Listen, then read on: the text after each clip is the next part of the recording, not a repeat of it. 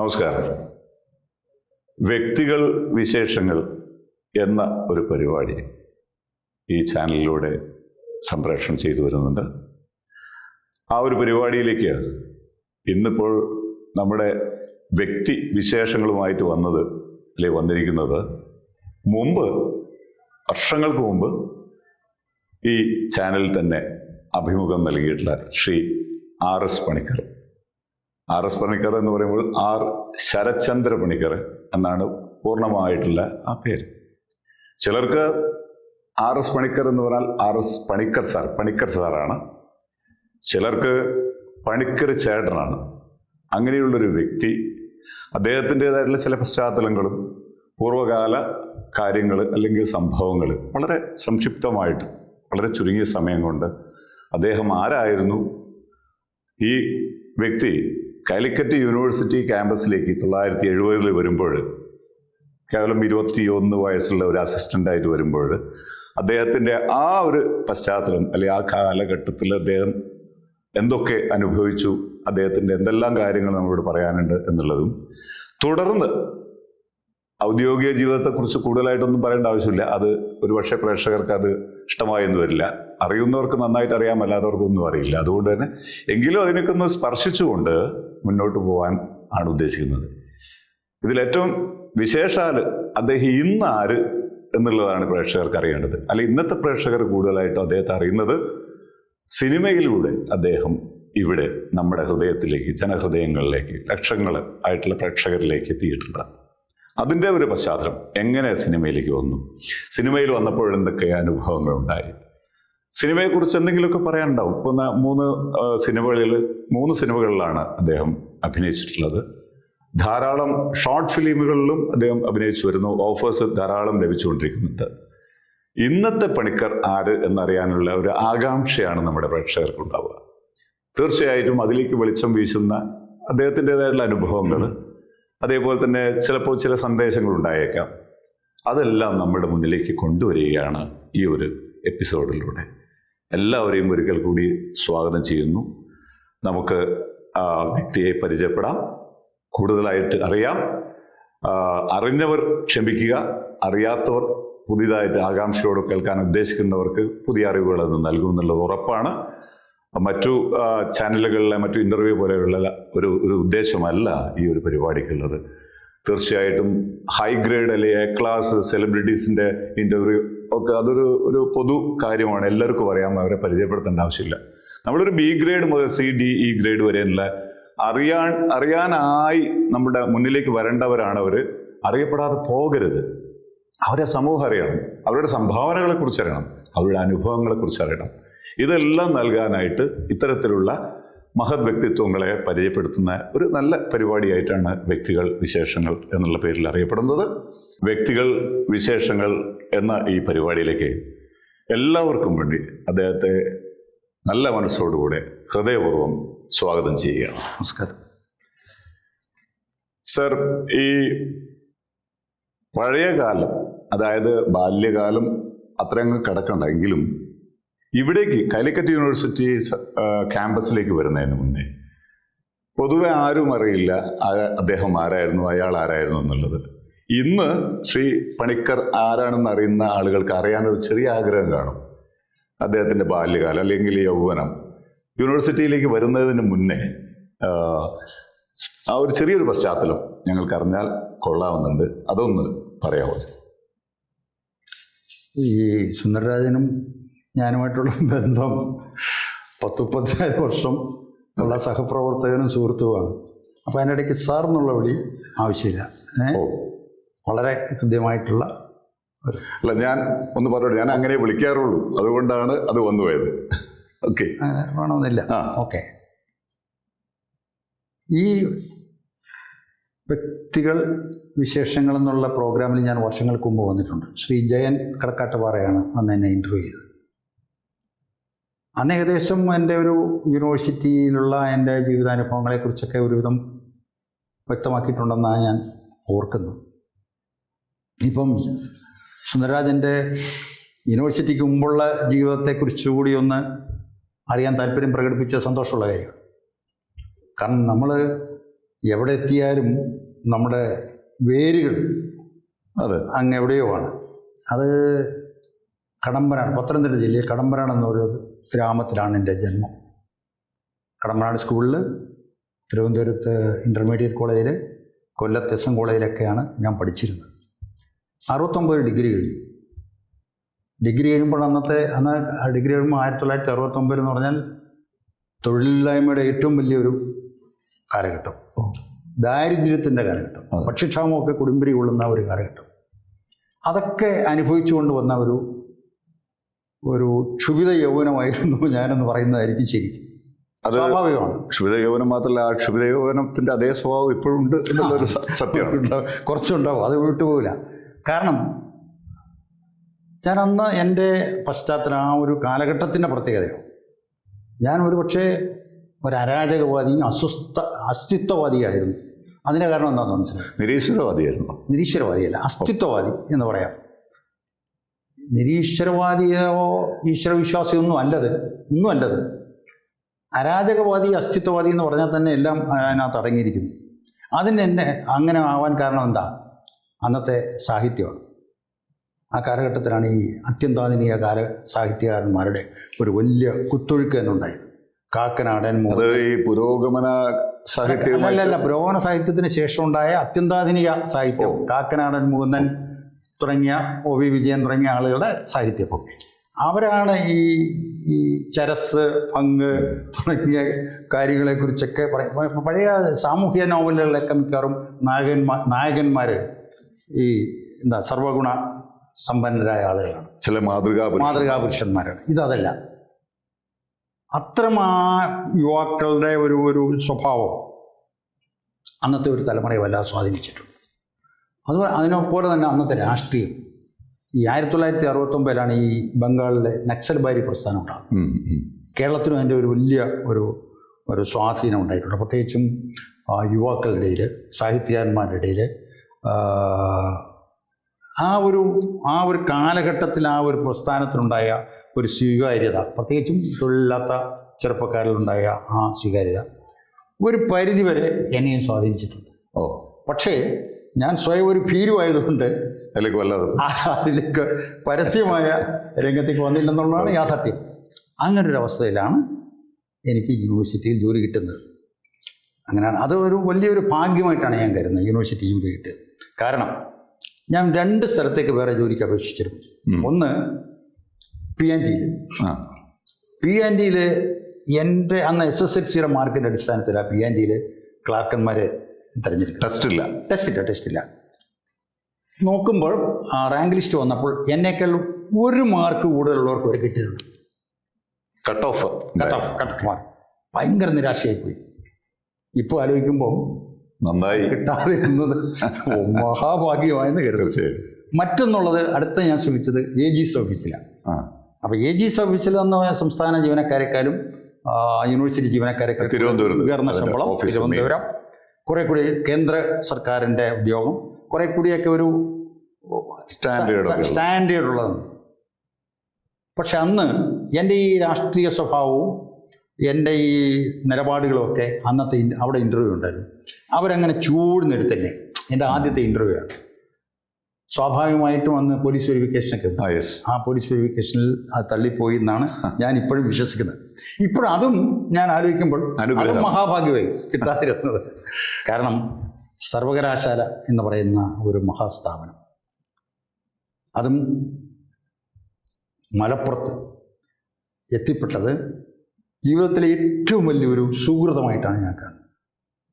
അതാണ് 1970 ഡിസംബർ 21 ഞാൻ ഈ മഹാസ്ഥാപനത്തിൽ കാലത്ത് ഇൻ്റർവ്യൂവിനും ഒരു 1.5 മാസം മുമ്പ് വന്നിരുന്നു. പക്ഷേ ഒരു ജീവനക്കാരനായി വരുന്നത്. അതാണ് എൻ്റെ ജീവിതം, ഔദ്യോഗിക ജീവിതം എന്ന് പറയുന്നത് അല്ലേ? ആ ജീവിതം, സർവകലാശാല ഔദ്യോഗിക ജീവിതം, എൻ്റെ ജീവിതം തന്നെ. അങ്ങനെ പറയുമ്പോൾ ചില പ്രയാസമുള്ള പോലെ തോന്നുന്നുണ്ടല്ലോ ഈ ഔദ്യോഗികം എന്ന് ചേർത്തപ്പോൾ. ഇല്ല, ഔദ്യോഗിക ജീവിതം ഒന്നും പറഞ്ഞൊരു ജീവിതമില്ല.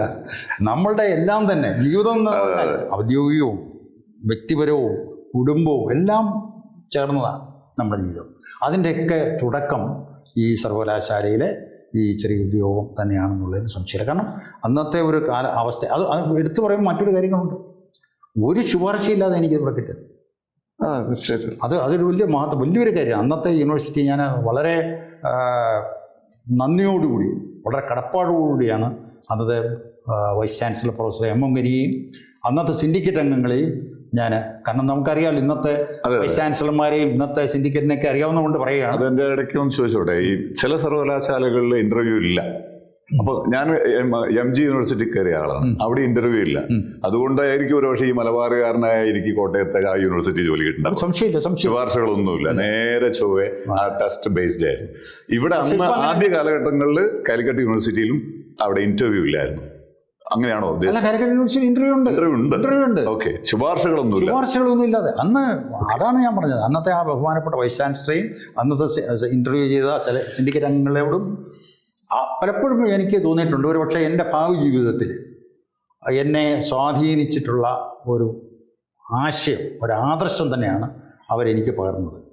ഒരു ശുപാർശയില്ലാതെ അർഹരായ ആളുകളെ നമ്മൾ അംഗീകരിക്കണം, അവർക്ക് തൊഴിൽ നിഷേധിക്കരുത് എന്നുള്ള ഒരു ബോധ്യം എൻ്റെ അനുഭവത്തിൽ കൂടിയാണ് എനിക്ക് എൻ്റെ മനസ്സിൽ പതിഞ്ഞത്. എന്ന് പറഞ്ഞു വരുന്ന സമയത്ത് പിന്നീട് അർഹതയില്ലാത്ത ആളുകളും വന്നു എന്നുള്ളൊരു ധ്വനി അതിലുണ്ട്.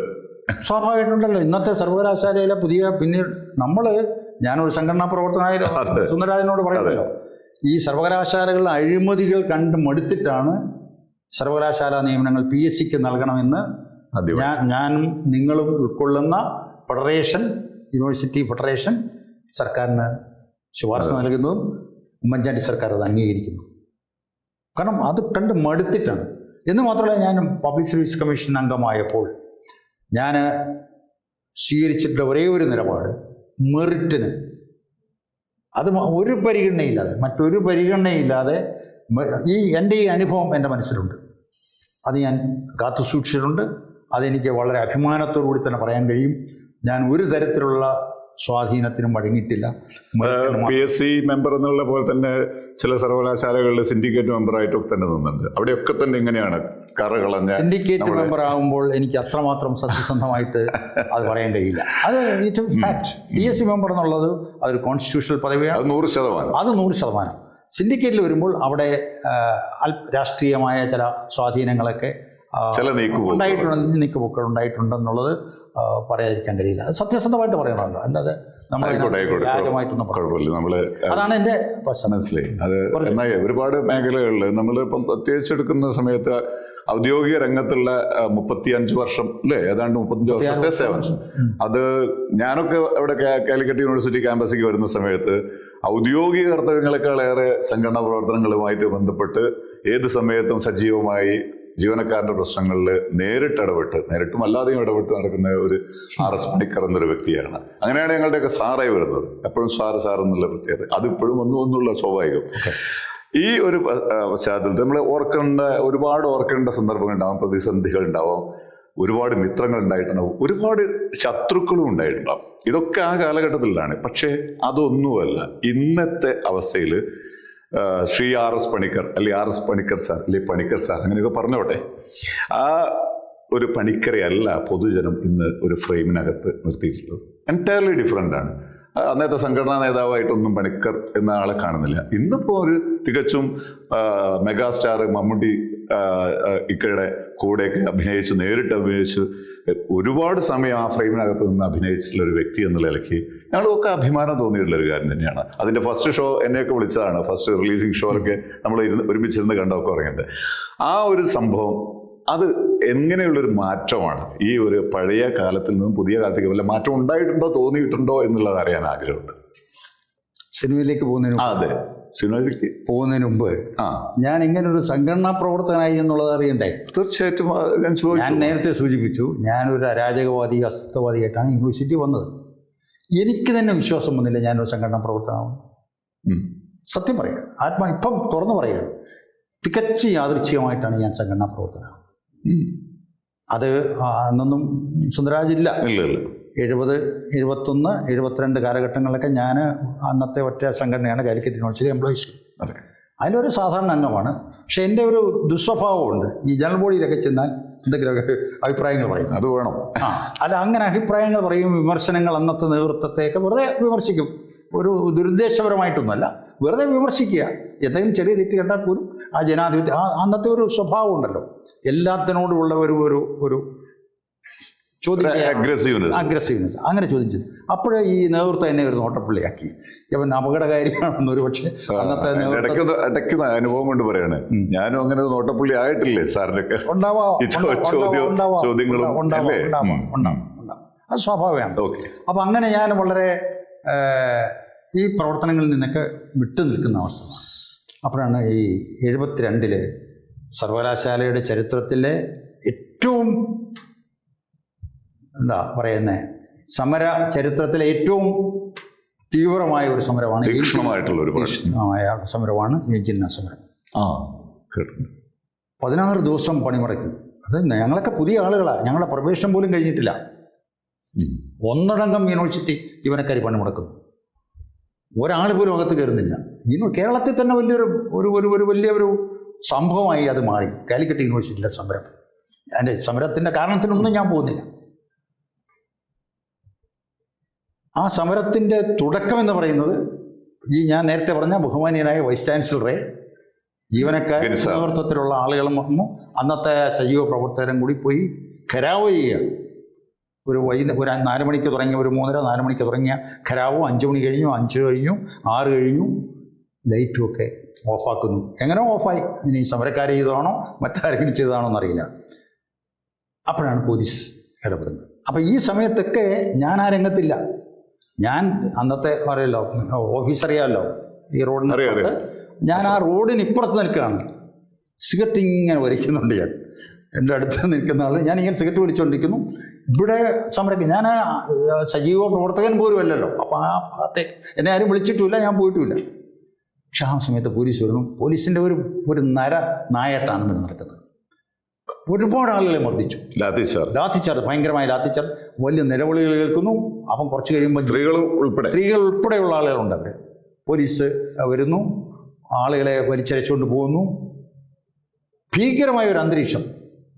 ഈ ഒരു രംഗം, ആ നിലവിളിയും വല്ലാതെ എന്നെ സ്വാധീനിച്ചു. ഞാനങ്ങനെ വികാരഭരിതനായി. നിങ്ങൾ പറഞ്ഞാൽ ഒരുപക്ഷെ വിശ്വസിക്കില്ല, ഞാൻ ഒറ്റയ്ക്ക് നേരെ, അപ്പോഴത്തേക്ക് അവിടെ വിജനമായി കഴിഞ്ഞു. പോലീസ് ആളുകളെ സമരക്കാരെ ഞാൻ നേരെ സ്റ്റെപ്പ് കയറി ചെല്ലണം ഒറ്റയ്ക്ക്. വി സിയുടെ ഓഫീസിൽ സ്റ്റെപ്പ് കയറി ചെല്ലുമ്പോൾ വി സി ഇങ്ങനെ ഇറങ്ങി വരികയാണ്, സ്റ്റെപ്പ് ഇറങ്ങി. ഞാൻ അവിടെ നിന്നുകൊണ്ട് വി സിയെ വെല്ലുവിളിക്കുകയാണ്. ഇവിടെ എന്താണ്, ഇംഗ്ലീഷിലാണ് ചോദിക്കുന്നത്. Who called the police? ഗനിസാറിനോട് who called the police? You see the blood എന്നൊക്കെ പറഞ്ഞുകൊണ്ട് ഞാൻ ഭയങ്കരമായിട്ട് ആക്രോശിക്കാം ഒറ്റയ്ക്ക്. പോലീസ് ഞാൻ 2 സൈഡിൽ നിൽക്കുന്ന പോലീസിനെ അടിക്കാൻ ശ്രമിക്കുമ്പോൾ ആ വൈസി വിലക്കിയവരെ അടിക്കരുതെന്നുള്ളത് ഇത് ഞാൻ കാണുകയാണ്. അദ്ദേഹം എൻ്റെ മുഖത്തേക്ക് നോക്കിക്കൊണ്ട് ഇങ്ങനെ ഇറങ്ങി വരുമ്പോൾ ഞാൻ അങ്ങോട്ട് അസ്തപ്രജ്ഞനാകുക എന്നൊക്കെ പറഞ്ഞല്ലേ, അങ്ങനെ ഒരു പ്രയോഗമുണ്ട്. ഞാൻ അങ്ങോട്ട് ഒന്നുമല്ലാതെ അങ്ങ് മാറുക. അദ്ദേഹം എൻ്റെ മുഖത്തേക്ക് നോക്കിക്കൊണ്ട് സ്റ്റെപ്പ് ഇറങ്ങി അങ്ങ് പോയിച്ചു. ഇതൊരു അരങ്ങേറ്റമായിരുന്നു എന്ന് എനിക്ക് തോന്നുന്നു. സംഘടനാ പ്രവർത്തന രംഗത്തേക്കുള്ള ഒറ്റയാനായിട്ടുള്ള ഒരു ഇടിച്ചു കയറൽ. അത് ആളുകൾ ആരും പറഞ്ഞിട്ടൊന്നുമില്ല, സ്വയം തോന്നി. ഞാൻ സംഘടനയിൽ ആരുമല്ലെന്ന്. അപ്പോൾ അന്ന് അങ്ങനെ ഒറ്റയ്ക്ക് ഒരു സംഘടനയിൽ ഒരു ഭാരവാഹിയല്ല ഒരാൾ, ഒരു വൈസ് ചാൻസലറെ ചോദ്യം ചെയ്യുവാൻ അങ്ങനെ കയറി ചെന്നിട്ടുണ്ടെങ്കിൽ അതിലെവിടെയോ എന്നിലൊരു വിപ്ലവകാരി കിടക്കുന്നുണ്ടെന്നാണ് എൻ്റെ വിശ്വാസം. ഇപ്പോഴും വന്നു ഇന്നും പലരും അത് ചിലപ്പോൾ ഈ ചരിത്രം അറിയാവുന്ന പല ആളുകളും പിന്നീട് അത് അംഗീകരിച്ചിട്ടില്ല. എന്ന് പറഞ്ഞാൽ അത് തുറന്നു പറയാൻ തയ്യാറായിട്ടില്ല. പക്ഷേ ഞാനിത് എപ്പോഴും പറയാനൊന്നും തയ്യാറായിട്ടില്ലെങ്കിലും ഇപ്പോൾ ഞാനിത് വേറൊരാളാണ് ഇൻ്റർവ്യൂ നടത്തുന്നതെങ്കിൽ ഞാനിത് പറയുമായിരുന്നില്ല. സുന്ദരരാജ് ആയതുകൊണ്ട് മാത്രം ആ ചരിത്രം സുന്ദരരാജ് അറിഞ്ഞിരിക്കണം എന്നുള്ളതുകൊണ്ടാണ് ഞാനത് സൂചിപ്പിച്ചത്. അതാണ്. തുടർന്ന് സംഘടന, ആ സമരമാണ് ആ സംഘടനയ്ക്കുള്ളിൽ പിന്നെ വ്യത്യസ്തമായ ചിന്താഗതികളുണ്ടാകുകയും ആ സമരത്തിന് ആ ഒരു പുതിയ സംഘടനയ്ക്ക് ശ്രീ ഗുലാം ഹാഫീസ് സർവറാണ് അന്ന് എനിക്ക് ഏറ്റവും ഇഷ്ടപ്പെട്ട നേതാവ്. അപ്പോൾ അദ്ദേഹത്തിൻ്റെ ഒരു ചേരിയിലേക്ക് ഞാൻ എത്തിപ്പെടുകയും അങ്ങനെയാണ് പുതിയൊരു സംഘടന അവിടെ രൂപം കൊള്ളുന്നു. പിന്നെ എങ്ങനെയാണെന്നറിയില്ല, ഞാൻ ആ സംഘടനയുടെ പിന്നെ നേതൃത്വം മെയിൻ സ്ട്രീമിലേക്ക് വരുന്നു, പിന്നെ നേതൃത്വത്തിലേക്ക് വരുന്നു. അപ്പോൾ എൻ്റെ ഒരു സ്വഭാവം അനുസരിച്ച് ഞാൻ അത്തരം ഒരു പ്രവർത്തനങ്ങളിൽ ഏർപ്പെട്ടാൽ അതിൽ പൂർണ്ണമായിട്ട് അങ്ങ് മുഴുകുക. ഡെഡിക്കേഷൻ, ഡെഡിക്കേഷൻ എന്നുള്ള വാക്കൊന്നും ഞാൻ കമ്മിറ്റ്മെന്റ് എന്തോ ഞാൻ ഒരുപക്ഷെ അതൊരു ഭ്രാന്താണെന്ന് വേണമെങ്കിൽ പറയാം. ഡെഡിക്കേഷൻ, കമ്മിറ്റ്മെന്റ് എന്നുള്ള വാക്കുകളൊന്നും ഞാൻ ഒരുതരം ഭ്രാന്താണത്, അങ്ങനെ പറയാം. അല്ല, ഒരുതരം എന്താണ് പറയുന്നത്, ഒരുതരം വട്ടെന്നോ ഒക്കെ വേണമെങ്കിൽ എനിക്ക് പറയാമെന്ന് എനിക്ക് തോന്നുന്നത്. കാരണം എനിക്കിപ്പോൾ 77 വയസ്സായി. ഞാനിപ്പോൾ അങ്ങനെ ചിന്തിക്കുമ്പോൾ അത് ഡെഡിക്കേഷൻ ആയിരുന്നോ കമ്മിറ്റ്മെന്റ് ആയിരുന്നോ എന്നൊന്നും പറയാം. ഒരു ആവേശമായിരുന്നു, എല്ലാം ഒരു നിമിത്തമായിരുന്നു, ഒരു ആവേശമായിരുന്നു. അത് പിന്നീട് അതിലെ ഞാൻ അങ്ങോട്ട് മുഴുകി. പിന്നെ ഒന്നും ഞാൻ തിരിഞ്ഞു നോക്കിയിട്ടില്ല. സത്യത്തെ എൻ്റെ സുന്ദരരാജനെ അറിയാവുന്നതാണ്. സത്യത്തെ എൻ്റെ കുടുംബജീവിതത്തെ പോലും ഞാൻ വേണ്ടത്ര പരിഗണിക്കാതെയാണ് ഈ സംഘടനാ രംഗത്ത് അവസാനം വരുന്നത്. പിന്നെന്ത് പറ്റിയെന്ന് പറഞ്ഞാൽ ഈ ആളുകളുള്ള നമ്മുടെ കമ്മിറ്റ്മെൻറ്റ്, സംഘടന എന്നുള്ളത് പിന്നെ വ്യക്തികൾ, നമ്മളെ സഹപ്രവർത്തകരുള്ള വ്യക്തികൾ, നമ്മൾ പറയുമ്പോൾ സമരം ചെയ്യുവാനും നമുക്ക് വേണ്ടി മുദ്രാവാക്യം വിളിക്കാനും ഒക്കെ ഇറങ്ങുന്ന ആളുകളുള്ള നമ്മുടെ ഒരു കടപ്പാട്. അപ്പം പിന്നെ നമ്മൾ അവരെ വഴിയിലിട്ടിട്ട് തിരിച്ചു പോരാൻ പറ്റാത്തതുകൊണ്ടാണ് അവസാനം വരെ ഒരു സംഘടനാ പ്രവർത്തകൻ എന്ന രീതിയിൽ എനിക്ക് നിൽക്കേണ്ടി വന്നു. ഇന്നും സുന്ദരരാജ പറഞ്ഞല്ലോ, അവസാനം പറഞ്ഞ ഞാൻ സിനിമാ നടനായി എന്നൊക്കെ. ഇന്നും ഒരാൾ എന്നോട് ചോദിച്ചാൽ, പുറത്തൊരാൾ ചോദിച്ചാൽ എന്തായിരുന്നു പറഞ്ഞാൽ ഞാൻ പറയുന്നത് എന്താ ഉത്തരവ് എന്നറിയാമോ? ഞാൻ കാലിക്കറ്റ് യൂണിവേഴ്സിറ്റിയിലെ ഒരു ജീവനക്കാരനായിരുന്നു, സംഘടനാ പ്രവർത്തനായിരുന്നു. ഇപ്പോഴും ചോദിച്ചാൽ നിങ്ങൾക്ക് ഏത് വേഷമാണ് ഏറ്റവും ഇഷ്ടപ്പെട്ടതെന്ന് ചോദിച്ചാൽ ഞാൻ എന്തായിരിക്കും മറുപടി പറയുന്നത്? അത് അറിയാനാണ് ആഗ്രഹിക്കുന്നത്. കാലിക്കറ്റ് യൂണിവേഴ്സിറ്റിയിലെ സംഘടനാ പ്രവർത്തകൻ എന്നുള്ളത് തന്നെയാണ് എൻ്റെ ഏറ്റവും വലിയ ലേബൽ, എൻ്റെ വ്യക്തിത്വം. അതിനൊരു സംശയമില്ല. ആര് ചോദിച്ചാലും എവിടെ പറഞ്ഞാലും. മറ്റുള്ളതൊക്കെ ചില വേഷം കെട്ടലുകളാണ്. അല്ലെങ്കിൽ ഞാൻ ആത്മാർത്ഥമായിട്ട് പറയുന്നത്, എൻ്റെ വ്യക്തിത്വം എന്ന് പറയുന്നത്, എൻ്റെ സ്വത്വം എന്ന് പറയുന്നത് സംഘടനാ പ്രവർത്തനമാണ് എൻ്റെ ഇത്. അതിൽ നിന്നാണ്, അതിൻ്റെ അനുഭവങ്ങളിൽ കൂടിയാണ് ഞാൻ മറ്റു പലതും ആയത്. ഇപ്പം സിൻഡിക്കേറ്റ് മെമ്പറായതോ PSC മെമ്പറായാലും സിനിമ എന്ന് പറയുന്ന അതൊരു നിയോഗം. അല്ല, സിനിമയിലേക്ക് വരുന്നതിന് മുന്നേ തന്നെ ഇതിന്റെ വിത്തൊക്കെ ഇട്ടിട്ടുണ്ട്. ക്യാമ്പസിലൊക്കെ നിറഞ്ഞ സദസ്സുകളിൽ, അന്നത്തെ നാടക സദസ്സുകളിലൊക്കെ കയ്യടി വഴിച്ച് നല്ല അഭിനേതാവ് എന്നുള്ള സമ്മാനങ്ങളൊക്കെ വാങ്ങിച്ചിട്ടുണ്ട്. എനിക്കറിയാം. അപ്പൊ അതുകൊണ്ട് സിനിമയെ ഒരു പെട്ടെന്നുള്ള ഒരു നിമിത്തം അല്ലെങ്കിൽ ഒരു ചേഞ്ച് അല്ല. സിനിമ എന്ന് പറയുന്ന ആ ഒരു മേഖല അത് ഡിഫറെന്റ്. നമ്മളെ സംബന്ധിച്ചിടത്തോളം അതൊരു നമ്മുടെ ഒന്നും സ്വപ്നത്തിനുള്ളതല്ല. അഭിനയത്തോടെ എനിക്ക് പണ്ടേ ഒരു ചെറുപ്പകാലത്തെ എനിക്കുള്ള അതിനുള്ള ഒരു താല്പര്യം ഉണ്ടായിരുന്നു. ഞാൻ 5ാം ക്ലാസ്സിൽ പഠിക്കുമ്പോൾ സ്കൂളിൽ ഈ വെള്ളിയാഴ്ച ഉച്ച കഴിഞ്ഞ് ഒരു സാഹിത്യ സമാജം. അപ്പോൾ അതിൻ്റെ ആ വാർഷിക ആഘോഷങ്ങൾക്കൊക്കെ ഞാൻ മിക്കവാറും ക്ലാസ് മോണിറ്ററൊക്കെ ആയിരിക്കും. അങ്ങനെയൊക്കെയുള്ള ചെറിയ പരിപാടികളൊക്കെ ഉണ്ട്. കട്ടനൊക്കെ വീട്ടിൽ നിന്നൊക്കെ സാരിയൊക്കെ കൊണ്ടുപോയി കെട്ടി നാടകങ്ങൾ അവതരിപ്പിച്ചിട്ടുണ്ട്. ഭയങ്കര കൈയടിയിട്ടുണ്ട് അതിനൊക്കെ. അത് പറഞ്ഞാൽ ആ കടമനാട് സ്കൂളിൽ, ഞാൻ പഠിച്ച സ്കൂളിൽ ഞാൻ 8ൽ പഠിക്കുമ്പോൾ ബെസ്റ്റ് ആക്ടറായിരുന്നു. 9ൽ 10ൽ ഞാൻ പഠിക്കുമ്പോൾ ഞാൻ ഉൾപ്പെടെയുള്ള ഒരു ടീം അവതരിപ്പിച്ച നാടകം, വിശ്വസിക്കുമോ, സംസ്ഥാന യുവജനോത്സവത്തിന് പങ്കെടുത്തു. Very good. സ്കൂളിൽ നിന്ന് ജയിച്ചു, ജില്ലയിൽ നിന്ന് ജയിച്ചിട്ട് തിരുവല്ല 1968 തോന്നുന്നു. 68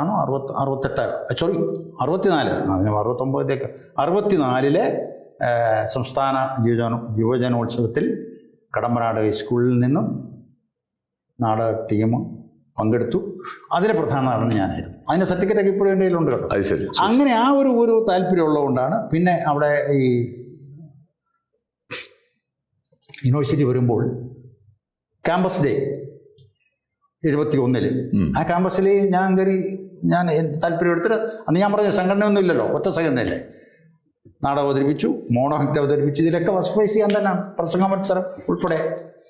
പിന്നീട് നമ്മുടെ നല്ലൊരു അഭിനേതാവ് അന്നും ഉണ്ട് ഉള്ളിൽ, പുറത്തുണ്ട് കുറച്ച് അഭിനയങ്ങള് അല്ലേ, എല്ലാ അർത്ഥത്തിലും ഉണ്ട്. അത് ഞാൻ തന്നെ ഒരു അഭിനേതാവാണെന്നാണ്. കുറച്ചൊക്കെ അത് വേണം. നമ്മള് ഒരു ചില ഘട്ടങ്ങളിലേക്ക് നമ്മൾ ഉയർച്ചകൾ സ്കെയിലപ്പ് ചെയ്യുന്ന സമയത്ത് കുറച്ചൊക്കെ അഭിനയം അതിനോട് താല്പര്യമുണ്ട്. അങ്ങനെയാണ് പിന്നീട് നമ്മുടെ സംഘടനയുടെ എല്ലാ പരിപാടിക്കും ഇപ്പം നമ്മൾ പെൻഷനേഴ്സ്, അതെ പെൻഷനേഴ്സിൻ്റെ നാടകത്തിൽ നമ്മൾ രണ്ടുപേരും നമ്മൾ തന്നെ അഭിനയിച്ചിട്ട് അത് നല്ല അപ്രീസിയേഷൻ കിട്ടിയാണ്. സാക്ഷിക്ക് നല്ല അപ്രീസിയേഷൻ കിട്ടി. കാരണം അത് നമ്മൾ യൂണിവേഴ്സിറ്റിയുടെ കഥ, യൂണിവേഴ്സിറ്റി നമ്മുടെ സുഹൃത്തുക്കളുടെ കഥ ആണത് പറഞ്ഞത്. മുമ്പത്തെ നാടകങ്ങൾ നല്ല നന്നായിട്ട് അത്യാവശ്യം നല്ല കലാകാരന്മാരുടെ സ്ഥലമാണ് ഈ കാലിക്കറ്റ് യൂണിവേഴ്സിറ്റി. അത് ഞാൻ അങ്ങനെ ഈ നമ്മുടെ വ്യക്തിത്വത്തെ രൂപപ്പെടുത്തുന്നതിൽ, അതിനെ പരിപോഷിപ്പിക്കുന്നതിൽ യൂണിവേഴ്സിറ്റി അന്തരീക്ഷം നമ്മളെ ഒരുപാട് എന്നെ നിങ്ങളെ ഞാനൊക്കെ എത്തിപ്പെട്ട അങ്ങനെ യൂണിവേഴ്സിറ്റി ഒരു സംശയം വേണ്ട. മറ്റ് ഞാൻ പറഞ്ഞില്ലേ, പണ്ട് BRNDയിലോ AGC ഓഫീസറാണെങ്കിൽ RS പണിക്കർ എന്ന് പറഞ്ഞ ഒരു വ്യക്തി ഉണ്ടാകുമായിരുന്നില്ല. പരിമിതമായിട്ടുള്ള ഇല്ല. ഒന്നുകിൽ നമ്മൾ പിന്നെ സർക്കാർ ഉദ്യോഗസ്ഥനായിട്ട് അങ്ങനെ അങ്ങ് ഒഴിഞ്ഞു പോകുമായിരുന്നു. വലിയ റാങ്കിൽ റിട്ടയർ ചെയ്ത് ഉണ്ടാവുക, ചിലപ്പം പിരിച്ചുവിടൽ വരെ ഉണ്ടാവാം. എൻ്റെ യൂണിവേഴ്സിറ്റിയിലെ സ്വഭാവം സംഘടനാ പ്രവർത്തനത്തിനുണ്ടെങ്കിൽ ഉറപ്പാണ് AGC ഓഫീസിൽ നിന്ന് പിരിച്ചുവിടലുണ്ടാവും. യൂണിവേഴ്സിറ്റിക്ക് സർവകലാശാലയിലെ ജീവനക്കാർ പലതരത്തിലുള്ള യൂണിവേഴ്സിറ്റിയിൽ നിന്നും പിരിച്ചുവിടൽ നേരിട്ട ആളാണ് ഞാൻ. അറിയാമല്ലോ, ഞാൻ റിട്ടയർ ചെയ്യുന്നതിന് 2 വർഷം മുമ്പ് ഞാൻ ഡെപ്യൂട്ടി രജിസ്ട്രാർ തസ്തിയിലിരിക്കുമ്പോഴാണ് പിരിച്ചുവിടൽ കിട്ടി. പിരിച്ചുവിടപ്പെട്ട ആളാണ്. യൂണിവേഴ്സിറ്റിയിൽ അല്ലായിരുന്നെങ്കിൽ എന്തോ വീട്ടിലിരിക്കുന്നല്ലേ ഞാനൊരു ക്രിമിനലാകുമായിരുന്നു എന്ന് വിശ്വസിക്കുന്നു. ഓരോ സത്യം പറയാം. അങ്ങനെ ഒരു പിരിച്ചുവിടൽ എനിക്ക് നേരിടേണ്ടി അന്യായമായി. ഞാൻ മോഷ്ടിച്ചിട്ടോ അല്ലെങ്കിൽ മറ്റെന്തെങ്കിലും കൃത്രിമം ചെയ്തിട്ടോ അല്ലെങ്കിൽ സാമൂഹ്യ വിരുദ്ധത എന്തെങ്കിലും ചെയ്തിട്ടോ പിരിച്ചുവിടപ്പെട്ടാൽ ഞാൻ വീട്ടിലിരിക്കും. സംഘടനാ പ്രവർത്തനത്തിൻ്റെ പേരിൽ ഞാൻ പിരിച്ചുവിടപ്പെട്ടാൽ ഞാനൊരു ക്രിമിനലാവും. അതിപ്പോഴും എൻ്റെ ഒരു ബ്ലഡിലുണ്ട്. ഞാൻ ക്രിമിനലാവും എന്ന് പറഞ്ഞാൽ അർത്ഥം മനസ്സിലായല്ലോ. അതിന് ഉത്തരവാദി ആളെ ഞാനൊരു പാഠം പഠിപ്പിച്ചിട്ടേ മടങ്ങുള്ളൂ. അതെൻ്റെ ഒരു തീരുമാനം തന്നെ. അതിനകത്തൊരു സംശയം. അജണ്ടയല്ല, അതെൻ്റെ രക്തത്തിൽ കടന്നാണ്. അന്യായത്തെ എൻ്റെ ഭാഗത്ത് തെറ്റുണ്ടായിട്ട് എന്നെ പിരിച്ചുവിട്ടാൽ ഞാനത് അക്സെപ്റ്റ് ചെയ്യും. എൻ്റെ ഭാഗത്ത് തെറ്റില്ലാതെ അന്യായമായി ഞാൻ പീഡിപ്പിക്കപ്പെട്ടാൽ അത് ഞാൻ തിരിച്ചെടുക്കും. ഒരു സംശയമില്ല. അത് തന്നെയാണ് സംഘടനാ പ്രവർത്തന രംഗത്ത് ഞാൻ ഉയർത്തിപ്പിടിച്ച മുദ്രാവാക്യം. എനിക്കൊരുപാട് വെല്ലുവിളികളും ഭീഷണികളും ഉണ്ടായെന്ന് പറഞ്ഞിട്ടുണ്ടല്ലോ. ഏറ്റവും കൂടുതൽ ഭീഷണി എൻ്റെ വീട് കല്ലേറുണ്ടായിട്ടുണ്ട്. എന്നെ ആക്രമിക്കാൻ പല സമയത്തും ഗൂഢാലോചനകൾ നടന്നിട്ടുണ്ട്. പക്ഷെ ആ സമയത്തൊക്കെ ഞാൻ പറഞ്ഞ ഒറ്റ വാചകമേ ഉള്ളൂ, എൻ്റെ കാരടിച്ചു പൊട്ടിക്കുമെന്ന് പറഞ്ഞ ആളുകളുണ്ട് പരസ്യമായിട്ട്. ഞാൻ പറഞ്ഞു, കാരടിച്ചു പൊട്ടിച്ച് തിരിച്ച് ജീവനുണ്ടെങ്കിൽ ഒരു കാര്യം നിങ്ങൾ ചെയ്യണം, കാലടിച്ച് പൊട്ടിച്ചു കഴിഞ്ഞാൽ കൊന്നേക്കണം, ജീവൻ ബാക്കി വെക്കരുത്. ജീവൻ ബാക്കി വെച്ചാൽ ഞാൻ അതിന് തിരിച്ചടി പിന്നെ ആരാണെന്നൊന്നും നോക്കില്ല, ഒരാളെങ്കിലും എനിക്കിരയാവേണ്ടി വരും. അതറിഞ്ഞിട്ട് കളിച്ചാൽ മതി എന്ന് ഞാൻ അന്നും പറയുന്നുണ്ട്. ഇന്നിപ്പം പറഞ്ഞിട്ട് കാര്യമില്ല. ഈ സിനിമയിലേക്ക് കാതലിലേക്ക് എങ്ങനെയാണ് ആ സിനിമയിലേക്ക് എങ്ങനെ കാസ്റ്റ് ചെയ്ത് ആ ഫ്രെയിമിനകത്തേക്ക് വരാൻ കാരണം? അതിൻ്റെ എങ്ങനെയൊക്കെ ഓഡിഷനും അതിൻ്റെ ഞാൻ പറഞ്ഞല്ലോ, സിനിമ ഒരിക്കലും നമ്മുടെ സ്വപ്നത്തിലെങ്കിലും ഉണ്ടായിരുന്നു? ഇല്ല. അങ്ങനെ സ്വപ്നം കാണാനുള്ള ഒരു മേഖലയായിരുന്നു സിനിമ അല്ലല്ലോ. ഞാൻ ഒരുപക്ഷെ വേറെ പലതും സ്വപ്നം കണ്ടിട്ടുണ്ടാവാം അല്ലേ. ഒരു പൊതുപ്രവർത്തകനാകുന്ന സാഹചര്യത്തിൽ വല്ല ജനപ്രതിനിധി ആവാനൊക്കെ, സാംസ്കാരിക ഒരു ജനപ്രതിനിധിയൊക്കെ ആവാനുള്ള അവസരങ്ങൾ കിട്ടുകയാണെങ്കിൽ ആവാം എന്നൊക്കെ സ്വപ്നം കാണാം. അങ്ങനെ നടക്കില്ല എന്നുള്ളത് എനിക്കറിയാം. എങ്കിലും സ്വപ്നം കാണുന്നതിന് വിരോധമില്ലല്ലോ. ഈ മന്ത്രി ആവണമെന്ന് വരെ വേണമെങ്കിൽ സ്വപ്നം കാണാം. ഇത് ജനപ്രതിനിധിയൊക്കെ ആവാൻ കുറച്ച് പ്രയാസമാണ്, കാരണം നമ്മളെ കയറി പോകാൻ സമ്മതിക്കില്ല. അതല്ല, അത് നമ്മുടെ രാഷ്ട്രീയത്തെക്കുറിച്ചൊക്കെ നമുക്ക് തന്നെ. പക്ഷേ സ്വപ്നം കാണുന്നതിന് ആർക്കും ഒരു കുഴപ്പമില്ലല്ലോ. മന്ത്രി ആവുന്നതായിട്ടൊക്കെ സ്വപ്നം കാണുന്നതിന് എന്താ കുഴപ്പം? പക്ഷേ ഒരു സിനിമാ നടനാവണമെന്ന് സ്വപ്നം കാണാൻ ഒരു ചാൻസും ഇല്ല. പക്ഷേ അതിനകത്ത് ഞാൻ പറയാം, നമ്മുടെ സാക്ഷി നാടകത്തിന് അതിനൊരു റോളുണ്ട്. സാക്ഷി നാടകത്തിൽ ഞാൻ അവതരിപ്പിച്ച വൃദ്ധ കഥാപാത്രത്തെ നമ്മുടെ മുസ്തഫ കാണിക്കുന്നത്. മുസ്തഫ നമ്മുടെ അയൽവാസിയാണ്. സിനിമാ സംവിധായകനാണ്, സിനിമാ നടനാണ്. എന്നെ നമ്മുടെ കൂടെ കുറേ നാടകങ്ങളിലൊക്കെ അഭിനയിക്കുകയും സഹകരിക്കുകയൊക്കെ ചെയ്ത. അപ്പം ഈ കാതൽ സിനിമയുടെ ഇതുമായിട്ടൊക്കെ ബന്ധപ്പെട്ട് ആ പ്രോജക്റ്റ് ചർച്ച ചെയ്യുമ്പം ജിയോ ബേബി ആണല്ലോ അതിൻ്റെ സംവിധായകൻ. ഇദ്ദേഹം ഒരു സംവിധായകനാണല്ലോ. അപ്പോൾ ഇവർ തമ്മിൽ ചർച്ച ചെയ്തപ്പോൾ ഈ മമ്മൂട്ടിയുടെ കഥാപാത്രത്തിൻ്റെ പിതാവായിട്ട് ഒരു പുതുമുഖം ഉണ്ടായാൽ നന്നായിരിക്കുമെന്ന് ജിയോ ബേബിക്ക് അഭിപ്രായം വന്നു. അവർ പലരെയും സമീപിച്ചു, പലരെയും കണ്ടു.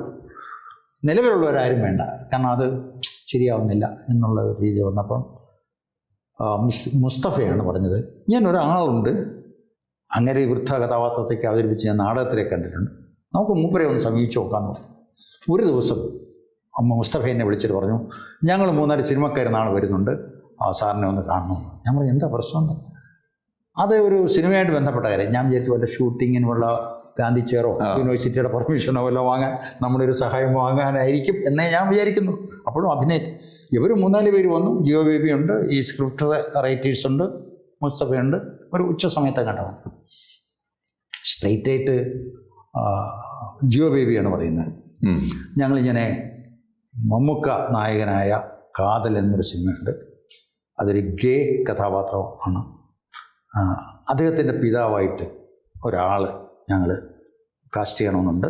അതൊരു പുതുമുഖമായാൽ കൊള്ളാമെന്നുണ്ട്. സാറിനേനും പറ്റുമെന്ന് ഞങ്ങൾക്ക് തോന്നുന്നു. ഞാനാകെ അത്ഭുതപ്പെട്ടു പോയി. ഞാൻ അതിനെ കൊടുത്ത മറുപടി, ഞാൻ പറഞ്ഞു, മമ്മൂക്ക അഭിനയിക്കുന്ന മമ്മൂക്കയുടെ സിനിമ, മമ്മൂക്കയുടെ ഒപ്പം നിന്നൊരു ഫോട്ടോ എടുക്കുന്ന പോലും നമ്മളെ സംബന്ധിച്ചിടത്തോളം വലിയൊരു സന്തോഷമുള്ള കാര്യമാണ്. അദ്ദേഹത്തോടൊപ്പം ഒരു സിനിമയിൽ അഭിനയിക്കാൻ എന്നെ ക്ഷണിക്കുന്നു. അതിന് എനിക്ക് താല്പര്യമുണ്ടോ എന്ന് ചോദിച്ചാൽ ആർക്കാ താല്പര്യമില്ലാത്തത്? എന്നെ അതിന് പറ്റുമോ? എനിക്കറിയില്ല. ഞാൻ ഇതുവരെ ഒരു സിനിമ ലൊക്കേഷൻ കണ്ടിട്ടില്ല, ഒരു ഷൂട്ടിംഗ് കണ്ടിട്ടില്ല. ഈ മമ്മൂക്ക എന്ന് പറയുന്ന മഹാനടനെ ഞാൻ ഒരിടത്ത് പോലും കണ്ടിട്ട് പോലുമില്ല. അദ്ദേഹത്തോടൊപ്പം ഒരു സിനിമയിൽ അഭിനയിക്കാൻ പറ്റുമോ എന്ന് ചോദിച്ചാൽ ഞാൻ 101% പറ്റുമോ എന്നുള്ളത് നിങ്ങൾ തിരിച്ചു. അവിടെ വെച്ച് അവർ പറഞ്ഞു, സാറിൻ്റെ ഒരു ഫോട്ടോ തരുമെന്ന് ചോദിച്ചു. അപ്പം ഞാൻ എൻ്റെ ഒരു എന്താണ് പറയുന്നത് പാസ്പോർട്ട് സൈസ് ഫോട്ടോ എടുത്ത് കൊടുത്തു. അവർ പറഞ്ഞു, ഞങ്ങൾ ഇത് മമ്മൂക്കയ്ക്ക് അയച്ചു കൊടുക്കും ഫോട്ടോ. ആ ഒരൊറ്റ ഫോട്ടോ. ഇനി എനിക്ക് തോന്നുന്നു അവരെൻ്റെ മറ്റ് ഈ ക്യാമറയിൽ എടുത്തിരുന്നു എന്ന് സംശയം. ഈ ഞാനത് ശ്രദ്ധിച്ചിട്ടില്ല. വീഡിയോ മറ്റേ മൊബൈലിൽ ചിലപ്പോൾ കൂടെ 2-3 പേരുണ്ട്. ഞാൻ സംസാരിക്കുമ്പോൾ എടുത്തിട്ടുണ്ടാവാം. ഞാനത് ശ്രദ്ധിച്ചിട്ടില്ല. അതവർ അയച്ചു കൊടുത്തു. 2 ദിവസം കഴിഞ്ഞപ്പോൾ ജിയോ ബേബി തന്നെ എന്നെ വിളിച്ചു പറഞ്ഞു, മമ്മൂക്ക അത് അക്സെപ്റ്റ് ചെയ്തു. അവിടെ തുടങ്ങി അപ്പം എന്നിട്ട് പറഞ്ഞു, സാറേ പിന്നെ ഒക്ടോബർ 26 ഷൂട്ട്. അപ്പോൾ ഇത് സെപ്റ്റംബറിലാണ് ഈ സംഭവം നടക്കുന്നത്. നമ്മൾ ഓക്കെ. അപ്പോഴാണ് നമ്മൾ ഈ സബർമതിയിലൊരു യാത്ര, ഗുജറാത്ത് യാത്ര തിരിച്ച് വന്നു. പിന്നെ അതിൻ്റെ ഇടയ്ക്ക് വേറെ ചില സംഭവ വികാസങ്ങളൊക്കെ ഉണ്ടായല്ലോ. എന്താ ബന്ധമുണ്ടായി അതും വേണമെങ്കിൽ ഒന്ന് സൂചിപ്പിക്കാം. വരുന്ന വഴിക്കാണ് ഒക്ടോബർ 9 ഞങ്ങൾ തിരിച്ചു വരുന്ന വഴിക്കാണ് ട്രെയിനിൽ വെച്ചാണ് എനിക്ക് ഹൃദയ സംബന്ധമായ പ്രോബ്ലം ഉണ്ടാകുന്നത്. വഴിക്കിറങ്ങുന്നു. കണ്ണൂർ ഇറങ്ങിയിട്ട് രാത്രി 12 മണി 1 മണി സമയത്ത് കണ്ണൂർ നമ്മുടെ ഇന്ദിരാഗാന്ധി കോപ്പറേറ്റീവ് ഹോസ്പിറ്റലിൽ ഞാൻ പ്രവേശിക്കപ്പെട്ടു. പിന്നെ ഓൺ ദ സ്പോട്ടിൽ ആൻജിയോപ്ലാസ്റ്റി ചെയ്യുന്നു. 2 ദിവസം കഴിഞ്ഞ് ഞാൻ കോഴിക്കോട്ട് എത്തുന്നു. അപ്പോൾ ദിവസം 10, 11, 12 അക്കൂട്ടത്തിൽ പറയാം. ആ സമയത്താണ് നമ്മളുടെ ഏറ്റവും പ്രിയങ്കരനായ വ്യാസേട്ടൻ്റെ അന്ത്യവും. 13-ാം തീയതി അദ്ദേഹം മരിക്കുന്നു. 12-ാം തീയതി ഞാൻ ആവശ്യപ്പെട്ടിട്ട് ഈ കോഴിക്കോട് ഹോസ്പിറ്റലിൽ നിന്ന് ഡിസ്ചാർജ് വാങ്ങിയിട്ടാണ് വ്യാസേട്ടൻ, എനിക്കറിയാമല്ലോ വ്യാസേട്ടൻ്റെ എല്ലാ അവസ്ഥയും ഞാൻ അറിഞ്ഞുകൊണ്ടാണ് പോയത്. ഞാൻ പോകുന്ന സമയത്തൊക്കെ അവിടെ ഗുജറാത്തിലുള്ള സമയത്തൊക്കെ ഫോണിൽ ബന്ധപ്പെട്ടുകൊണ്ടേയിരിക്കുകയാണ് മക്കളുമായിട്ട്, എങ്ങനെയാണ് അവസ്ഥ. അപ്പം ക്രിട്ടിക്കലാണെന്ന് പറഞ്ഞു. അപ്പോൾ എനിക്ക് എങ്ങനെയെങ്കിലും ഇവിടെ എത്തണമെന്നാണ്. അതിൻ്റെ ഇടയ്ക്കാണ് ഇത് സംഭവിച്ചത്. എനിക്കിത് സംഭവിച്ച വിവരം വ്യാസേട്ടനോടൊട്ട് പറഞ്ഞിട്ടുമില്ല. അപ്പം അങ്ങനെ ഞാൻ 12-ാം തീയതി രാത്രിയിൽ വൈകിട്ട് ഹോസ്പിറ്റലിൽ പോയിട്ട് വ്യാസേട്ടനെ കാണുന്നു. ആ രംഗമൊക്കെ എനിക്ക് വല്ലാത്ത വലിയ അത് അറിയാമല്ലോ ആ ബന്ധം. അന്ന് വ്യാസേട്ടൻ്റെ ഞാൻ അടുത്തിരുന്നിട്ട് അധികം ആളുകളെ പ്രവേശിപ്പിക്കുന്നത് എനിക്ക് വേണ്ടി അന്നത്തെ കോട്ട മാറ്റിവെച്ചിരിക്കുകയാണ്. വ്യാസേട്ടൻ എന്നോട് പറഞ്ഞത്, എന്തൊരു മനുഷ്യനാണ് അദ്ദേഹം. ഒരു മരണം ആസന്നമാണെന്ന് അറിഞ്ഞിരുന്നിട്ട് പോലും വളരെ കൂളായിട്ട് അതിന് ഒരു കുലുക്കമില്ല എന്ന് പറഞ്ഞത്. പണിക്കരെ ഞാൻ പോവുകയാണെന്ന് പറഞ്ഞു. എനിക്ക് സമാധാനമായിട്ട് പോകണം. എല്ലാ കാര്യങ്ങളും ഞാൻ ചെയ്തിരുന്നു. ബാക്കി എന്തെങ്കിലും ഉണ്ടെങ്കിൽ പണിക്കര് ശ്രദ്ധിക്കണം എന്ന് മാത്രം പറഞ്ഞിട്ട് എൻ്റെ കൈ പിടിച്ച് ഞാനിങ്ങനെ തലയിൽ അത് ഇങ്ങനെ തടവിക്കൊണ്ടിരുന്നു. ഒരു 5 മിനിറ്റ് കൂടുതൽ നിന്നില്ല. എന്നിട്ട് അദ്ദേഹം പിറ്റേ ദിവസം ഡോക്ടറെ വിളിച്ച് പറയുകയാണ്, എനിക്ക് എത്ര നിമിഷങ്ങളുണ്ട്. ഡോക്ടർ ചോദിക്കുകയാണ് അങ്ങോട്ട്. ഡോക്ടർ പറഞ്ഞു ഒരു 10 മിനിറ്റ്. ആ സമയത്ത് 2 മക്കളെയും വിളിച്ചിട്ട് അടുത്തിരുത്തിയിട്ട് അദ്ദേഹം ഏതോ ഒരു ശ്ലോകം ചൊല്ലിച്ച് അത് കേട്ടുകൊണ്ടാണ് അദ്ദേഹം ഒരു യോഗിയെ പോലെ ആണ് അദ്ദേഹം. ഒരു യോഗി തന്നെ ആയിരുന്നു എന്ന് തോന്നുന്നു. അറിവിന്റെ ഒരു അറിവിൻ്റെ മാത്രമല്ല അദ്ദേഹത്തിൻ്റെ ആ മരണമാണ്. അറിഞ്ഞുകൊണ്ട് പറഞ്ഞു, എല്ലാം അറിഞ്ഞുകൊണ്ട് സമയം മനസ്സിലാക്കി മരിക്കുന്നു. ഭയങ്കരമാണ്. അപ്പം ഞാൻ ഈ സിനിമയുടെ കാര്യം പറയുമ്പോഴേ നമുക്കൊക്കെ വളരെ സന്തോഷമുണ്ട്. എനിക്കതിനകത്ത് ഞാൻ പല ഇൻ്റർവ്യൂവിലും അത് പറഞ്ഞു, സിനിമാക്കാരുമായിട്ടുള്ള ഇൻ്റർവ്യൂ, സിനിമയുടെ ചില ഇൻ്റർവ്യൂസ് ഉണ്ടല്ലോ, അതൊക്കെ ഞാൻ പറഞ്ഞു എനിക്ക് ഏറ്റവും സന്തോഷമാണ് സിനിമയിൽ അഭിനയിച്ചതും ഇതിന് അംഗീകാരം കിട്ടിയതും. അംഗീകാരം എന്ന് പറഞ്ഞാൽ എല്ലാവരും അത് അപ്രീഷിയേറ്റ് ചെയ്തു, ആരും മോശം പറഞ്ഞില്ല, നന്നായിരുന്നു. പ്രത്യേക റെഫറൻസ് ഒക്കെ ഉണ്ടല്ലോ, പ്രത്യേക റെഫറൻസ്. അപ്പം ഞാൻ പറഞ്ഞു എനിക്ക് ആ ഏറ്റവും വലിയ വിഷമം എൻ്റെ 2 സുഹൃത്തുക്കൾ വ്യാസേട്ടനും ഗോപിയും, ഈ 2 പേർക്കത് കാണാൻ പറ്റിയില്ല എന്നുള്ള ഒരു വിഷമം മാത്രമാണ്. അവരുടെ അഭിപ്രായം കേൾക്കാനും ആഗ്രഹിച്ചിരുന്നു. അദ്ദേഹത്തെ വ്യാസേട്ടൻ എങ്ങനെ പ്രതികരിക്കും എന്നുള്ളതൊക്കെ അറിയാമല്ലോ, അത് എന്ത് തമാശയായിരിക്കും പറയുന്നത്. ഓഹ്, പണിക്കർക്ക് ഇതാണോ, ഇതിനേക്കാളും വലിയ അഭിനയല്ലേ അങ്ങനെ ഇവിടെ കാണിച്ചതെന്ന് പറയുന്ന ആളാണ് വ്യാസേട്ടൻ. വല്ലാത്തൊരു അനുഭവം തന്നെയാണ് വ്യാസേട്ടനെ കുറിച്ച് ഓർക്കുമ്പോൾ തന്നെ നമുക്കൊരു വല്ലാത്തൊരു വിങ്ങല. എല്ലാ പിന്നെ മുസ്തഫയാണ് ശരിക്കും പറയാതിരിക്കാൻ വയ്യ, നന്ദിപൂർവ്വം സ്മരിക്കണം. മുസ്തഫയാണ് അതിന്റെ നിമിത്തം, അല്ലെങ്കിൽ ജീവബേബിക്ക് തന്നെ അറിയാം. പക്ഷെ ഞാൻ പറഞ്ഞില്ല, ആ സാക്ഷിക്ക് ഒരു സാക്ഷ്യം ഒരു കാരണമായി, കാരണമാണ്. എവിടെ കിടപ്പുണ്ട്, എല്ലാവർക്കും ഉണ്ട് ഇതേമാതിരി തന്നെ ഒരു ചേഞ്ച്, അല്ലെങ്കിൽ നമ്മൾക്ക് നമ്മുടെ പ്രതീക്ഷയ്ക്കനുസരിച്ചുള്ള ഒരു സ്ഥാനം. അതിനെ കുറിച്ച് പറഞ്ഞ ഒരു നിയോഗമായിട്ടാണ്. നിയോഗമാണ് എന്തായാലും ഇത് പ്രകടനാത്മകമായിട്ടില്ലെന്നാണല്ലോ അവസരം വന്നപ്പോഴിപ്പം എനിക്ക് ഒരുപാട് ഇൻ്റർവ്യൂസ് കിട്ടുന്നുണ്ട്, ഒരുപാട് പ്രതികരണങ്ങൾ പോകുന്നുണ്ട്. അതിനകത്തുള്ള ഏറ്റവും വിഷമം അല്ലെങ്കിൽ മറ്റൊരു രീതിയിൽ സന്തോഷമൊന്നും വേണമെന്ന് പറയാം, എൻ്റെ കംപ്ലീറ്റ് വ്യക്തിത്വം മാറിപ്പോയി.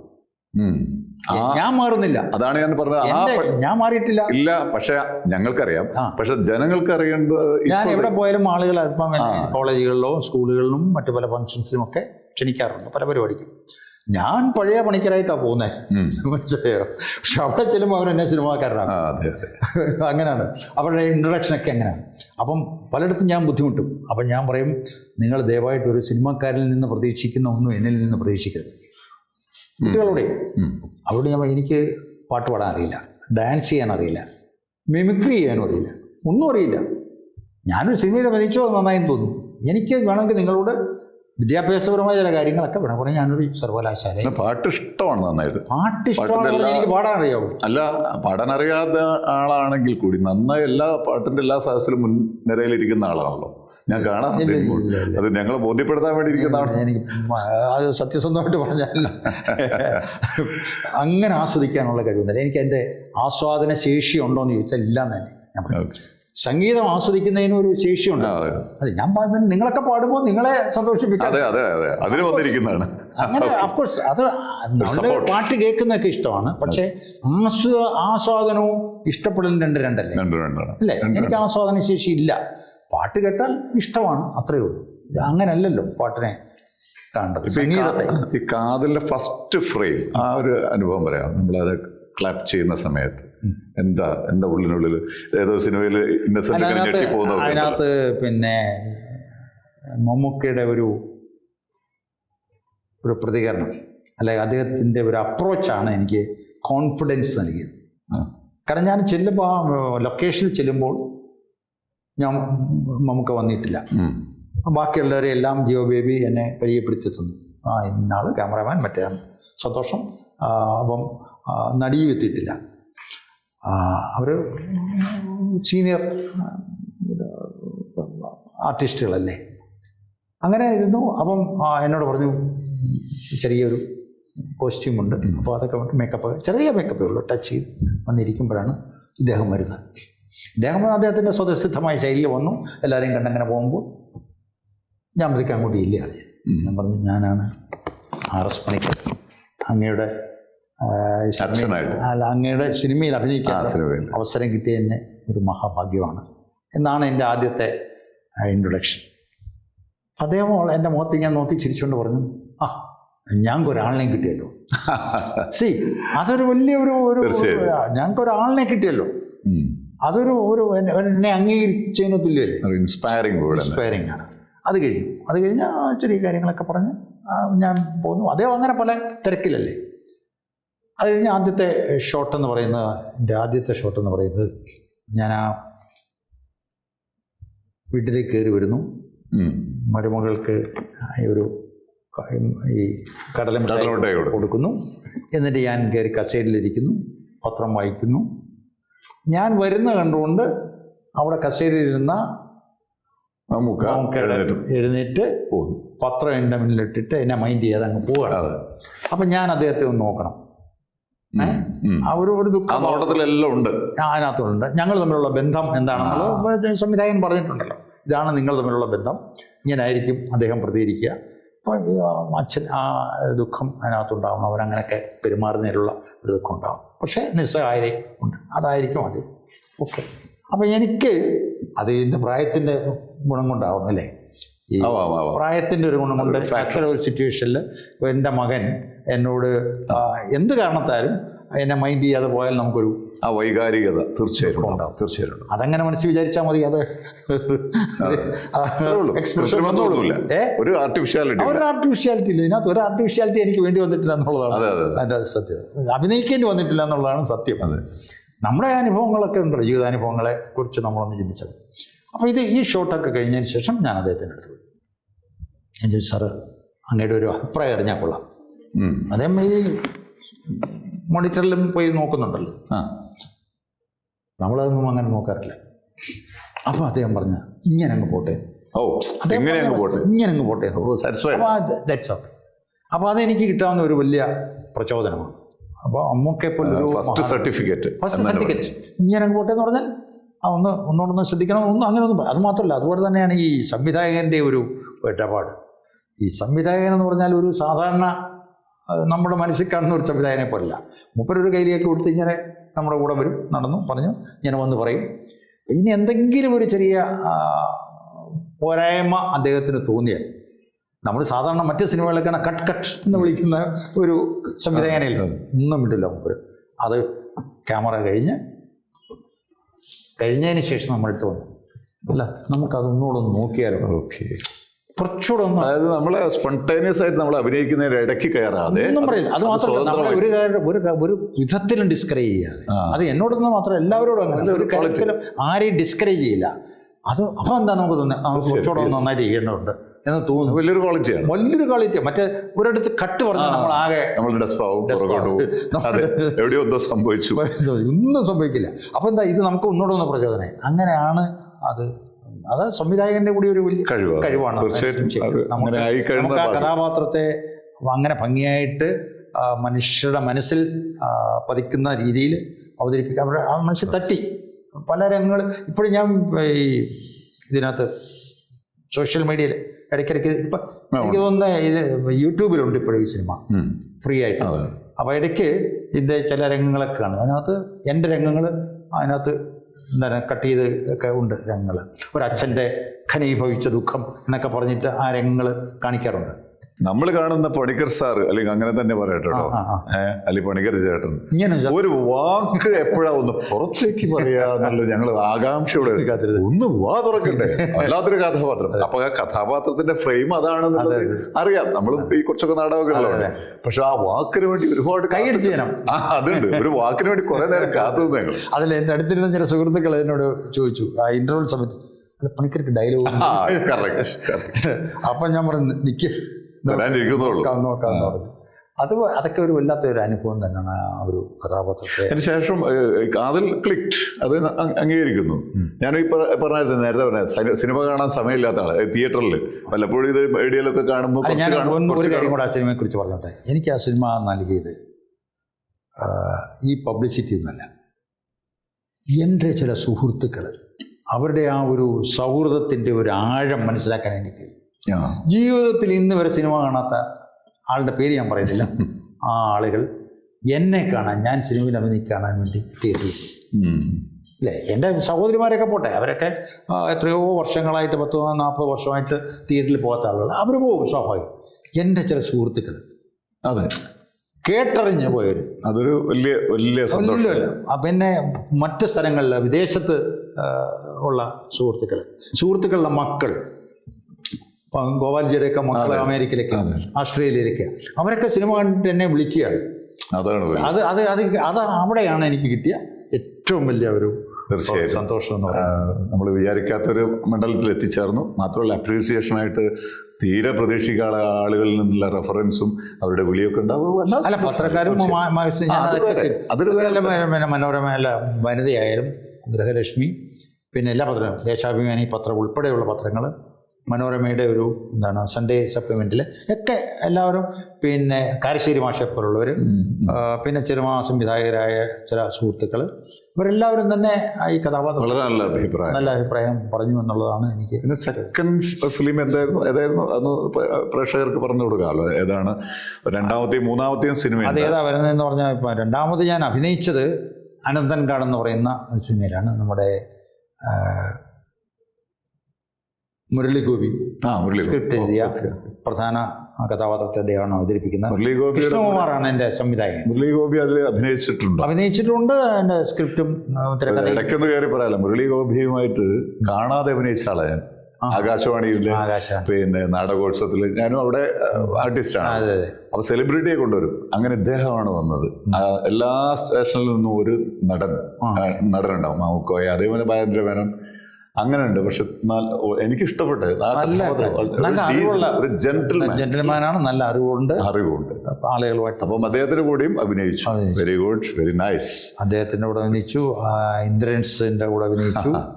ഇപ്പം നമ്മുടെ സായികുമാറിന്റെ കൂടെ ഈ തേർഡ് ഫിലിം പ്രതിച്ഛായ. അദ്ദേഹത്തിന്റെ കോമ്പിനേഷൻ ഞാൻ അദ്ദേഹമായിട്ടേ ഉള്ളൂ, മാത്രമേ ഉള്ളൂ. ബാക്കി സിനിമയിലെ ഒരു ഭാഗത്തുണ്ടെങ്കിലും ഞങ്ങൾ തമ്മിൽ മാത്രമേ ഒരു കോമ്പിനേഷൻ സീനുള്ളൂ. ഒറ്റപ്പെട്ട ഒരു പ്രസംഗമൊക്കെയാണ്, ചെറിയ റോളുകളാണ്. ബാക്കി രണ്ട് സിനിമയിലും കാതൽ പോലെയുള്ള ഒരു ഉള്ളത് ഭംഗിയായി ചെയ്യാൻ നമുക്ക് പറ്റിയിട്ടുണ്ട്. ഭംഗിയാവേണ്ടതാണെന്നാണ് എനിക്ക് തോന്നുന്നത്. അല്ലെങ്കിൽ മോശമാവില്ല എന്നാണ് എൻ്റെ ഒരു വിശ്വാസം. പുതിയ ഫിലിമുകളിലേക്ക് അതാണ് പ്രതിച്ഛായ. അല്ല, ഇനി അതല്ലാതെ വേറെങ്കിലും ഈ സിനിമയിൽ ചാൻസ് കിട്ടുക എന്ന് പറഞ്ഞാൽ അതൊരു കാരണം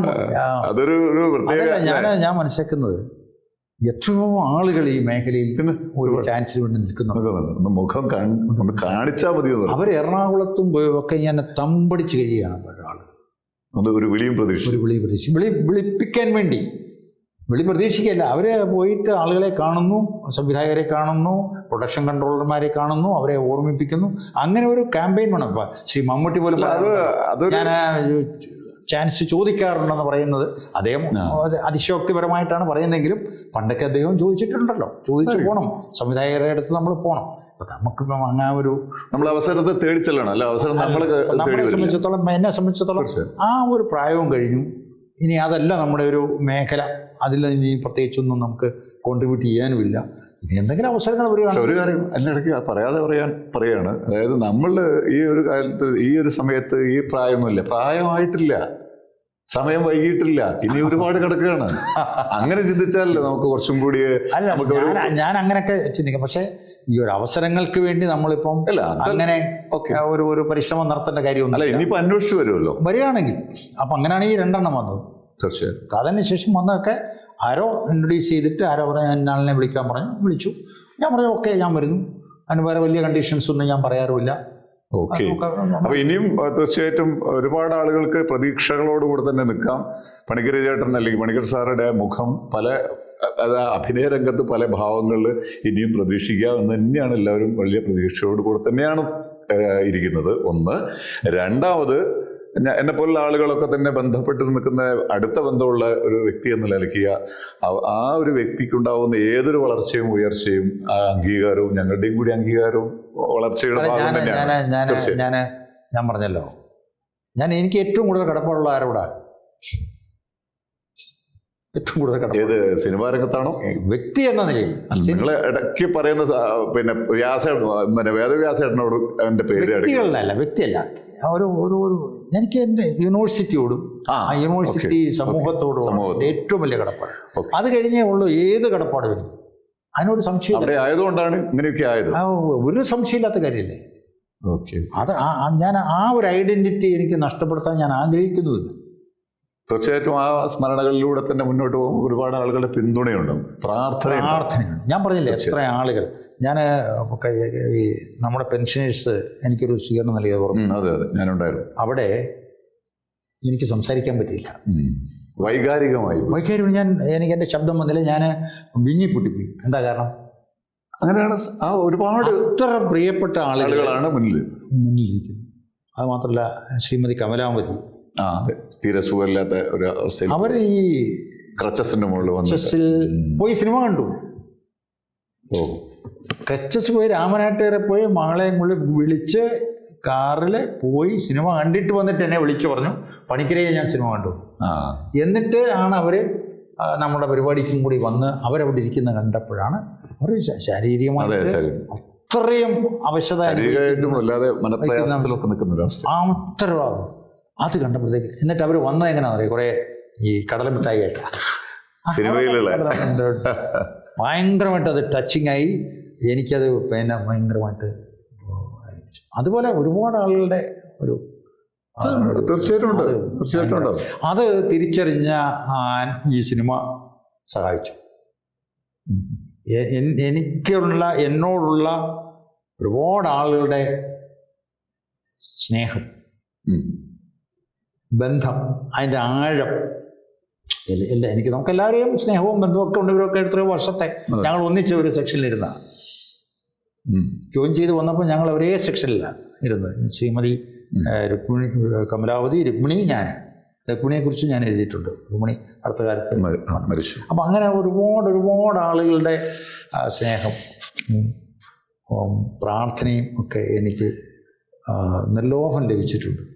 തീർച്ചയായിട്ടും ഇനിയും അത് പ്രതീക്ഷിക്കാമല്ലോ, ഉണ്ടാവും. അതായത് നിസ്വാർത്ഥമായിട്ട് തന്നെ, അതായത് വേറെ ഇതിലൊരു ഒരുപാട് പണം ഉണ്ടാക്കണം, ഒരുപാട് പ്രശസ്തി പത്രങ്ങൾ വേണം, അന്നും ആഗ്രഹിക്കാതെ ഈ മണ്ഡലത്തിൽ നിൽക്കണം എന്ന് ആഗ്രഹിക്കുന്ന ആളുകൾക്ക് കൂടുതൽ അവസരങ്ങൾ തേടി വരും. അല്ല നമുക്ക് വേറെ ഒന്നും വേണ്ട, തേടി വരും. അത് നമുക്ക് പണം വേണ്ട, ഇനി വലിയ പ്രശസ്തിയും വേണ്ട, പക്ഷേ അതൊക്കെ തേടി വരും.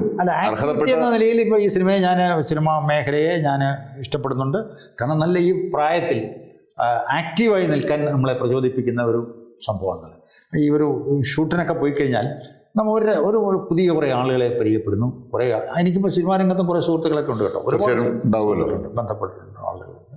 അവർ ഇടയ്ക്കിടയ്ക്ക് വിളിക്കാറുണ്ട്. ഒറ്റ ദിവസത്തെ 2 ദിവസത്തെ പരിചയമുള്ളെങ്കിൽ പോലും ഞാനായിട്ട് പരിചയപ്പെടുന്ന ആളുകൾ ആ ഒരു ബന്ധം നിലനിർത്തുന്നുണ്ട്. വലിയ ആർട്ടിസ്റ്റുകളൊന്നുമല്ല, എന്നെപ്പോലുള്ള പേഴ്സണൽ റിലേഷൻ എന്നെപ്പോലുള്ള ആർട്ടിസ്റ്റുകൾ, വലിയ ആളുകളുമായിട്ട് അത്ര വലിയൊരു ബന്ധം.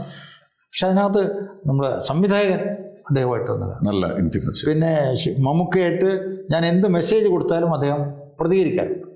ഓക്കെ, വലിയ കാര്യമില്ല. ഞാൻ കൊടുക്കുമ്പോൾ ഞാൻ എന്തെങ്കിലും അദ്ദേഹത്തിൻ്റെ പുതിയ സിനിമകളെക്കുറിച്ചൊക്കെ ഞാൻ ചില കമൻറ്റുകൾ കൊടുക്കാറുണ്ട്. ഇപ്പം കളങ്കാവലായാലും പിന്നെ ഭ്രമയുഗമായത്തെക്കുറിച്ചൊക്കെ ഞാൻ എൻ്റേതായ 1-2 വാചകത്തിൽ ഒരു കമൻറ്റ് ഇടാറുണ്ട്, അപ്രീസിയേഷൻ. അപ്പോൾ ഉടനടി അദ്ദേഹത്തിൻ്റെ അതിന് പറ്റിയ റെസ്പോൺസ് തരാറുണ്ട്. ഒറ്റ കാര്യം കൂടി ചോദിക്കട്ടെ, ഇതൊക്കെ ഒന്ന് പുസ്തകത്തിലാക്കാനുള്ള ഒരു പരിപാടിയൊക്കെ ഉണ്ടാവും, പക്ഷെ സമയം കിട്ടില്ല. എങ്കിലും ചോദ്യം പുസ്തകത്തിലാക്കേണ്ടതാണ് ആദ്യമാണ് യൂണിവേഴ്സിറ്റിയാണ്, സിനിമയല്ല. ഞാൻ അതിനുള്ള ഒരു ശ്രമം നടത്തുന്നു. പക്ഷേ എവിടേക്കോ വെച്ച് അതങ്ങോട്ട് അത് നടക്കും, നിന്നുപോകും. നടത്തണമെന്നുണ്ട്. അതിൻ്റെ അതൊരു എൻ്റെ ഒരു ഈ യൂണിവേഴ്സിറ്റി സമൂഹത്തിന് വേണ്ടിയുള്ള എൻ്റെ ഒരു എന്താ പറയുക, ഒരു ട്രിബ്യൂട്ട് എന്ന നിലയിലാണ് ഞാൻ അതിനെ കാണുന്നത്. പക്ഷെ അങ്ങനെ ഞാൻ എഴുതി തുടങ്ങിയപ്പോൾ ഒരു ഇത് പറയാം. ഞാൻ എഴുതിയപ്പോൾ എൻ്റെ പശ്ചാത്തലം കൂടെ ഇപ്പം ഇവിടെ ഞാൻ സംസാരിച്ചില്ലേ, എൻ്റെ നാട്. അപ്പോൾ അത് എഴുതിയപ്പോൾ ഞാൻ വളരെ ക്ലിയറായിട്ട് കുറേ കഥാപാത്രങ്ങളെ അവിടെ വന്നു. എൻ്റെ മാതാപിതാക്കളാണ് എൻ്റെ സ്വഭാവ രൂപീകരണത്തിൽ. ശരി. എൻ്റെ അച്ഛനും അമ്മയാണ്. നന്നാക്കിയെടുക്കാൻ ശ്രമിച്ചവർ. എന്നാലും നന്നായിട്ടില്ലെങ്കിലും അച്ഛൻ പറഞ്ഞ ഒറ്റ വാചകം മാത്രമേ ഉള്ളൂ.